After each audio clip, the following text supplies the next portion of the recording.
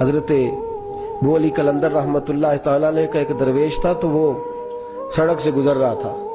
علاؤالدین خلجی کا زمانہ تھا۔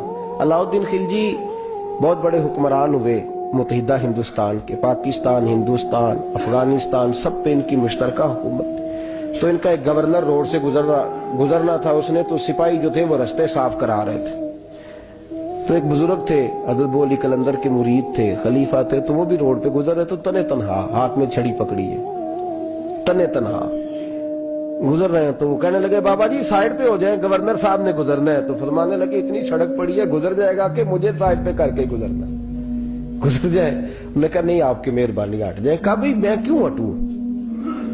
وجہ اس کی اتنا رستہ ہے، گزر جائے، میں بوڑھا آدمی ہوں، تم مجھے سائیڈ پہ کرو گے، پھر رستہ ڈھونڈتا پھروں گا۔ کہا بابا تیری مہربانی ہٹ جا، نگاہ فقر میں شان سکندری کیا ہے، اور خراج کی جو گدا ہو وہ کیسری کیا ہے۔ اس نے کہا میں اس کو کیا سمجھتا ہوں، بادشاہ ہوگا تو گھر ہوگا۔ حضرت ابو علی قلندر رحمت اللہ علیہ کے وہ درویش جو تھے نا، وہ روڈ پہ کہا بابا جی ہٹ جائیں۔ کہنے لگے نہیں ہٹتا۔ انہوں نے بازو پکڑ کے نا بابا جی کو ذرا زور لگانا چاہا، تو بابا جی نا آلتی پالتی مار کے، چوکڑی مار کے تو زمین پہ بیٹھ گئے۔ کہنے جو اٹھایا جاتا ہوں تو اٹھا لو۔ اب تو درویش کبھی ضد کرتے نہیں، اور اگر کریں تو مسلم شریف میں میرے نبی پاک نے فرمایا رب اشغاز اغبر لو اقسم علی اللہ لابرہ، فرمایا رب کریم کا بندہ تو اللہ کو قسم دے دے تو اللہ اس کی قسم کو پورا فرما دیتا ہے، اللہ اس کی قسم کو پورا فرماتا ہے۔ تو میں جاؤ اٹھتا ہوں تو اٹھا لو۔ بحث ہونے لگی، لوگ کٹھے ہو گئے، رش ہو گیا، تو اتنی دیر میں گورنر صاحب کی سواری بھی پہنچ گئی۔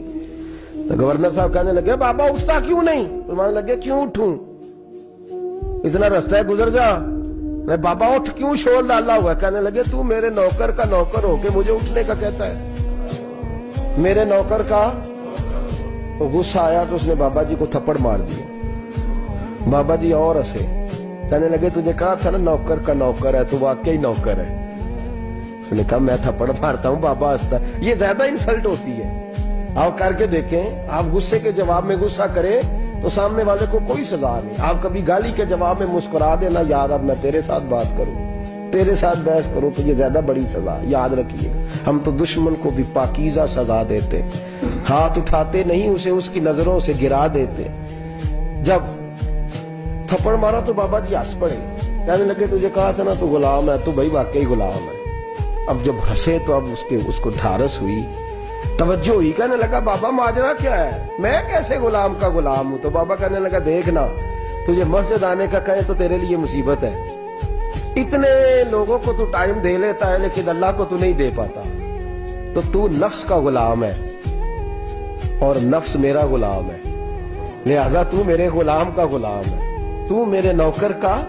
کہنے لگے یہ ساری نفس پرستی ہے، یہ جو تو نے دنیا داری اکٹھی کی ہوئی ہے نا، یہ جو تیرے نعرے لگ رہے ہیں اور تو سمجھتا ہے کہ یہ تو تنخواہ دیتا ہے، تیرے نعرے لگاتے ہیں، ذرا تنخواہ چھوڑ کے بات کر، پھر دیکھ تیرے کتنے نعرے لگتے ہیں۔ تو یہ ڈرتے ہیں تجھ سے، لوگ تیرے آگے پیچھے بھاگتے ہیں، ذرا اقتدار سے سائل ہو تو یہ پتہ لگے تیری قیمت کیا ہے۔ تو سمجھتا ہے کہ میری جیب میں پیسے ہیں، لوگ مجھے سلوٹ کرتے ہیں، تو نہیں ہے، تجھے سلام کوئی بھی نہیں کر رہا، تیری جیب کو سلام ہو رہا ہے، تیرے عہدے اقتدار کو اور تیری وحشت اور دہشت کو سلام ہے۔ اس نے کہا حضرت جی مجھے سلام کب ہوگا؟ تو فرمانے لگے جب تو بادشاہی میں فقیری کرے گا، جب تو بادشاہی میں بھی فقیری ہوتی ہے میرے عزیزوں، بادشاہی میں بھی فقیری ہوتی ہے۔